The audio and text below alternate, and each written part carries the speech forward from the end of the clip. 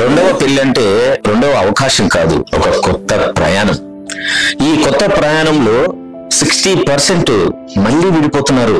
మీకు తెలుసా ఎందుకు విడిపోతున్నారు? మొదటి పెళ్లి తాలూకు బాధలు, మొదటి పెళ్లి తాలూకు ఇబ్బందులు, ఇన్లాస్ వల్ల వచ్చే ఛాలెంజెస్, డబ్బుల గొడవలు, అవతల వ్యక్తుల పట్ల ఉన్న మన అవిశ్వాసం, మన మీద మనకున్న అతి విశ్వాసం, ఇవన్నీ కలిపి నిన్ను ఒక కాన్స్టాంట్ గా హైపర్ విజిలెంట్ పర్సన్ గా తయారు చేసి ఈ కొత్త వివాహంలోకి వెళ్ళిన తర్వాత నేను అట్లా లేను, అప్పుడు అట్లున్నాను, ఇప్పుడు కొత్తగా ఉన్నాను, ఇట్లే ఆలోచించాలి, ప్రమాదాన్ని నివారించాలి అని ఒక హైపర్ విజిలెంట్ ఆలోచనతో ఉన్నప్పుడు ఈ బంధం పెలుసుగా మారిపోతుంది. రెండవ వివాహంలో వచ్చే కొత్త సమస్య ఏంటి అంటే, వ్యక్తులు మనం పాత వాళ్ళని, పెళ్లి మాత్రమే కొత్తది. మన ఆలోచనలు, మన యాటిట్యూడ్స్, మన బిలీఫ్స్ ఇవన్నీ కలిసి మనని ఈ కొత్త ప్రయాణంలో చికాకులు తెచ్చి ఈ వివాహాన్ని విరగొట్టే ప్రయత్నం చేస్తుంది. కొత్త వివాహం కొత్త మనిషిగా మారినప్పుడు అది ఆనందాన్ని తెస్తుంది. అలాంటి ఈ ఆనందం కోసం మిమ్మల్ని మీరు మార్చుకునే ప్రయత్నం చేయండి.